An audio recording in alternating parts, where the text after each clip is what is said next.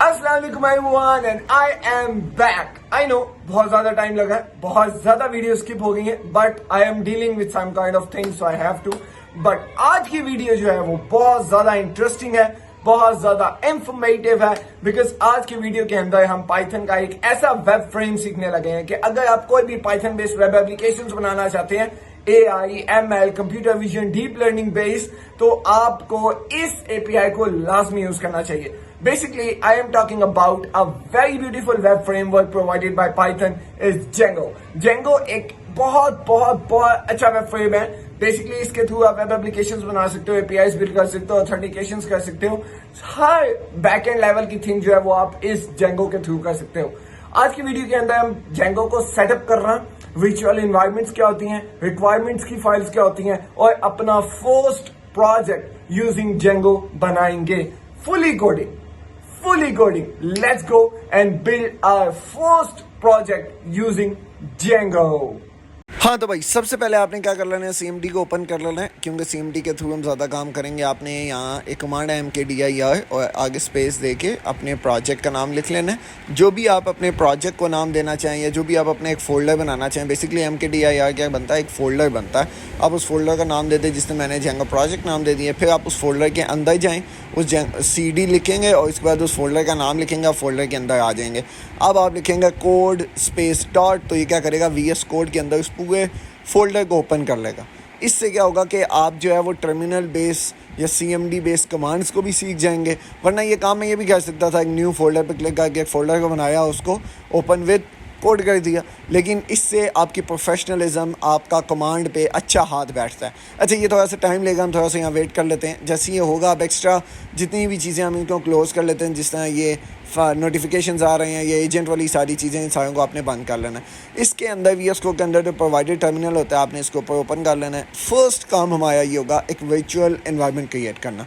अब virtual environment basically क्या चीज़ होती है, जब भी आप कोई एक नया प्रोजेक्ट बनाएं, आपके पास फॉर एग्जांपल Django पहले से एक इंस्टॉल हुई है, वो उसका प्रीवियस वर्जन है। अब आप एक प्रोजेक्ट बना रहे हैं, आपने उसको लेटेस्ट वर्जन को इंस्टॉल करना है, तो अब आपका आएगा कॉन्फ्लिक्ट। तो आप चाहते हैं आप जितनी भी चीज़ें इंस्टॉल करें इस प्रोजेक्ट में वो इसी के अंदर रहें, तो इस वजह से वर्चुअल एनवायरनमेंट बनाते हैं। वर्चुअल एनवायरनमेंट बनाने के लिए आप लिखेंगे Python space -m space ven VENV space VENV। यहाँ पे मैंने एक जान के गलती की है, क्या आप वो बता सकते हैं? बेसिकली ये स्पेल मिस्टेक है, VENV, एंड यहाँ पे आप उसको कोई भी नाम दे सकते हैं। मैं इसको VENV दें तो वर्चुअल एनवायरनमेंट बनेगा। अगर अब आप देखें तो साइड पे मेरे पास एक वर्चुअल एनवायरनमेंट मेन फोल्डर के नीचे बना है, द फोल्डर नेम VENV। इसके अंदर बेसिकली सारी वो फाइल्स होती हैं जो आपकी वर्चुअल एनवायरनमेंट को क्रिएट करने में हेल्पफुल होती हैं। वंस आपका वर्चुअल एनवायरनमेंट बन जाता है, अभी देखें अगर मेरे पास स्क्रीन पे थोड़ा सा टाइम लगा बिकॉज मैंने फर्स्ट टाइम VS कोड को अभी ओपन किया है दोबारा से इंस्टॉल करने के बाद। तो फर्स्ट टाइम में जब आप किसी चीज़ को इंस्टॉल करते हैं तो it will take a little time, लेकिन बाद में उसका कैशे बन जाता है तो वो ज़्यादा फास्ट और ऑप्टिमम हो जाती है। ठीक है, अब आप यहाँ पे ये देखेंगे मेरे पास जैसे ये कमांड रन हुई, अब मुझे बेसिकली क्या करना है, इस वर्चुअल एनवायरनमेंट को एक्टिवेट करना है। जब आप एक वर्चुअल एनवायरनमेंट बना लेते हैं, अब आप उस वर्चुअल एनवायरनमेंट को एक्टिवेट करते हैं by the name of the virtual environment /script/activate। अगर आप इसको लिनक्स पे यूज़ करेंगे तो आपकी कमांड थोड़ी सी चेंज होगी। अब आप देखें तो मेरे पास साइड पे लिखा आ गया venv, इसका मतलब है वर्चुअल एनवायरनमेंट के अंदर अब हम आ चुके हैं। अब पहला काम हम क्या करेंगे, एक requirement.txt की फाइल बनाएंगे। उस requirement.txt का बेसिकली फ़ायदा हमें ये होने वाला है कि जब भी हम कोई चीज़ इंस्टॉल करेंगे अपने प्रोजेक्ट के अंदर, तो वो सारी चीज़ें मैं requirement.txt पे डाल दूंगा, ताकि जब इसको कोई बंदा गिटहब वगैरह से क्लोन करे तो उसको ये मिल जाए। अभी मैंने यहाँ पे पिप इंस्टॉल Django किया है, क्योंकि अब मैं चाहता कि Django मेरे पास इंस्टॉल हो जाए। जब मेरे पास Django पूरी की पूरी इंस्टॉल हो गई, अगर देखें इसने ऑलरेडी कुछ चीज़ें कैशे से उठाई हैं, जिसका मतलब है मैं ऑलरेडी Django इंस्टॉल करके बैठा हूँ, तो ये कैशे से उठाया, तो ये मेरे पास ज़्यादा क्विक हुआ है। आपके पास ये थोड़ा सा टाइम लगाएगा क्योंकि आप इसको फर्स्ट टाइम करेंगे। The command is pip space install space Django। Django starts with DJANGO, तो पिप इंस्टॉल Django। कुछ लोग इसको Django पढ़ते हैं, कुछ इसको Django पढ़ते हैं, तो we pronounce it as a Django। जब आपका जेंगो पूरा इंस्टॉल हो जाए, अभी देखें यहाँ पे आपने एक फ़ाइल बना ली requirement.txt। अब requirements.txt बेसिकली ये होता है जब भी आप कोई अपने सिस्टम में अपने प्रोजेक्ट में सारी चीज़ें वर्जन समेत कोई भी पैकेज इंस्टॉल करते हैं, एंड आई वांट यू, या आप चाहते हैं कि जब आपका कोई कोलीग या आपका पार्टनर कोई इस कोड को यूज़ करे तो वो सिंपली इसी requirement.txt के स्पेसिफिक वर्जन्स को इंस्टॉल करे, तो आप ऐसे कर सकते हैं। अब आपने जितनी चीज़ें इंस्टॉल करी हैं, आप वो चाहें कि ऑटोमेटिकली requirement.txt में आ जाए, तो you need to run a command call pip space freeze space greater than sign space requirement.txt। जैसे ही आप ये रन करेंगे तो जितनी चीज़ें आपने इंस्टॉल की होंगी विद सम एक्स्ट्रा पैकेजेस वो आपके requirement.txt में आ जाएंगी। जिस तरह अभी आप यहाँ देख सकते हैं पैकेज का नाम विद द स्पेसिफिक वर्जन हमारे पास सामने आ चुका है। अब यहाँ करने से अभी तक जितना हमने काम किया ना, इसमें हमने सिर्फ क्या किया है, जेंगो को इंस्टॉल किया है, requirement.txt को अपने पास इंस्टॉल किया है। नाउ आई वांट कि जेंगो प्रोजेक्ट होना चाहिए मेरे पास, तो पहले मैं जेंगो प्रोजेक्ट क्रिएट करूँगा bye running a command Django -admin space start project. Start project के बाद आप प्रोजेक्ट को जो भी नाम देना चाहते हैं आप वो यहाँ दे सकते हैं। मैं इसको जेंगो प्रोजेक्ट का नाम दे रहा हूँ, तो ये जेंगो प्रोजेक्ट आएगा।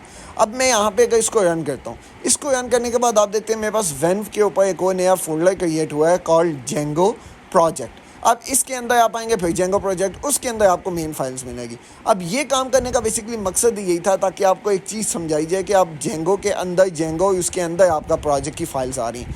ये कमांड को आप सेव कर सकते हैं, आप उसको डिलीट करके सिंपल आप प्रीवियस कमांड को रन करेंगे, उसके बाद एक डॉट लगाएंगे तो अब आपका उसी मेन फोल्डर के अंदर आ गया, ना कि जेंगो के अंदर जेंगो प्रोजेक्ट और उसके अंदर फाइल्स आ रही थी। ये अंडरस्टैंड हुआ आपको, ताकि आप जो है वो एक हायरार्की को मेंटेन करें।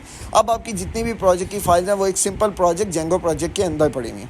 आपका एक प्रोजेक्ट क्रिएट हो जाता है, उसके अंदर आपके पास मल्टीपल फाइल्स होती हैं, जैसे settings.py, urls.py, इसी तरह इसमें कॉन्फ़िगरेशंस की फ़ाइल होती हैं। अब हर फाइल का क्या मकसद है, ये बेसिकली जब अभी हम आगे चलेंगे और हम एक ऐप प्रोजेक्ट को बिल्ड करेंगे, प्रोजेक्ट के अंदर बेसिकली मल्टीपल ऐप्स होती हैं, ठीक है, और उन ऐप की आप कॉन्फ़िगरेशंस के लिए इन चीज़ों को यूज़ करते हैं। अभी हम क्या करते हैं, यहाँ पे बेसिकली हम एक नई ऐप को बिल्ड करेंगे। एक प्रोजेक्ट के अंदर मल्टीपल ऐप्स होंगी और उस ऐप को बेसिकली आप यहाँ पे रजिस्टर करते हैं whenever you create a new app. तो settings.py पे आप उसका नाम लिख लेते हैं।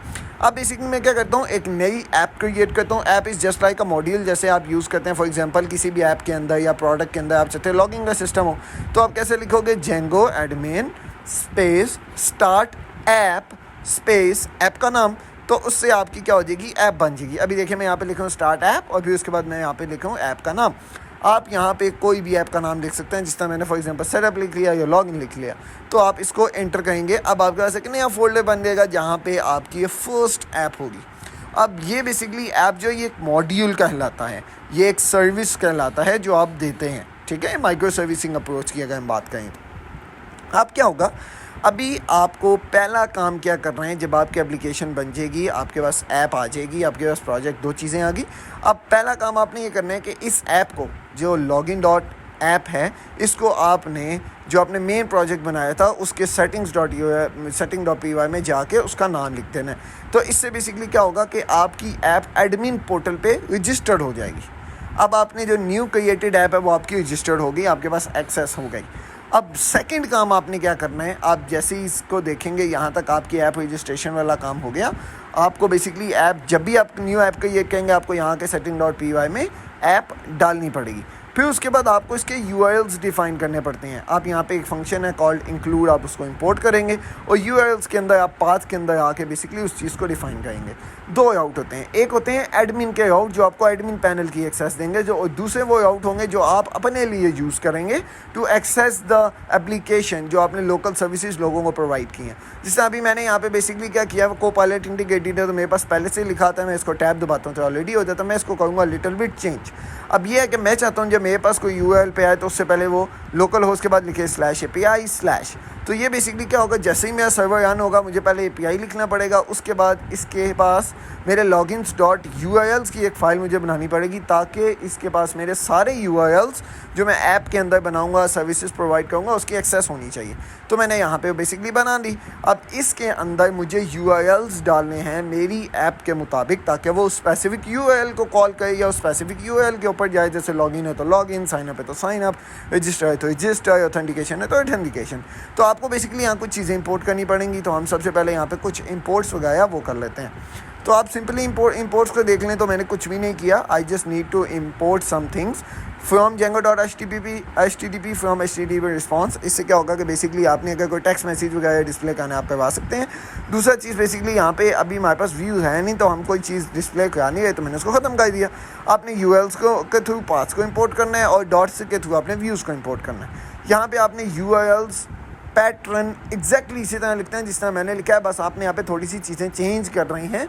आपने वो वेरिएबल पाथ के अंदर चेंज करनी है। जैसे आप चाहते हो फॉर एग्जांपल रजिस्टर का नाम रजिस्टर ही रहे, नेम आप यहाँ से ख़त्म कर सकते हो। व्यूज़ क्या चीज़ होती है? व्यूज़ बेसिकली एक एक्शन सर्विस होता है जो आप इस URL के क्लिक होने पे प्ले करना चाहते हो या परफॉर्म करना चाहते हो।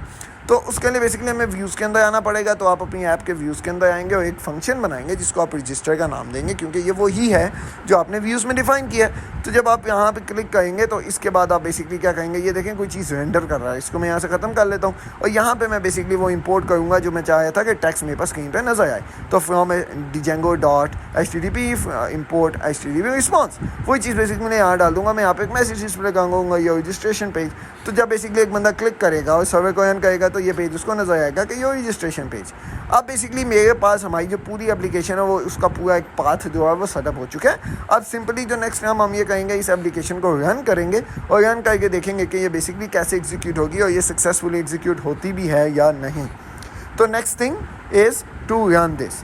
अच्छा, अब यहाँ पे बेसिकली कुछ फाइल्स हैं, कुछ चीज़ें हैं। व्यूज़ बेसिकली तब यूज़ होते हैं, इट्स नॉट लाइक कि आप जिस तरह नॉर्मल HTML CSS का व्यू की बात होती है ना कि आप कोई डिज़ाइनिंग वगैरह इसके अंदर करेंगे। तो व्यूज़ के अंदर बेसिकली आप अपने एक्शन, आप अपनी सर्विसेज लिखते हैं। जितने भी फंक्शंस आपके बनेंगे, जितने भी API की कॉल पे आप कोई एक्शंस, कोई परफॉर्मेंस कुछ भी करवाना चाहते हो, बटन क्लिक के ऊपर फॉर एग्जांपल PDF अपलोड करना चाहते हो, वो सारे के सारे जो व्यूज़ हैं वो आपके views.py के अंदर आएंगे। नॉर्मली इसका कॉन्फ्लिक्ट आता रहता है। अब हम क्या करते हैं, इसको रन करते हैं। Python manage.py is basically your main file जहाँ से आपका प्रोग्राम एग्जीक्यूट होना शुरू होगा। आप लिखोगे पाइथन manage.py, आप देखोगे तो साइट पे आपको main.py की फाइल भी मिलेगी और उसके बाद आपने यहाँ पे लिखना है रन सर्वर। जैसे आप ये क्लिक करोगे तो आपका जो सर्वर है वो रन होना शुरू हो जाएगा और आपको एक ये URL प्रोवाइड करेगा और इस URL पे आपने सिंपली क्या कर देना, या तो इस पर हॉवर करके फॉलो लिंक कर सकते हो या आप इसको कॉपी पेस्ट ब्राउज़र पे कर सकते हो। यहाँ पे देखो आपको नजर आया कि आपको एक एडमिन की एक्सेस है और एक आपका API की एक्सेस है। तो /API हमने लिखा था, API से हम इसके अंदर सारे URLs को एक्सेस कर सकते हैं। तो हमने एक जो मेन ऐप है उसके अंदर एक रजिस्टर बनाया था। तो मैं यहाँ पे बेसिकली क्या लिखूँगा, रजिस्टर। और अब जब मैं रजिस्टर लिखूँगा तो उसके बाद जो हमने रजिस्टर के नीचे टेक्स्ट रिटर्न करवाया था यूज़र रजिस्ट्रेशन पेज, वो सक्सेसफुली आ चुका है। So it's mean our application is fully functional and it's working. I hope so कि आप लोगों को सारी चीज़ें ईजिली क्लियर हुई होंगी। इसके अंदर कोई भी चीज़ बहुत ज़्यादा कॉम्प्लेक्स नहीं है।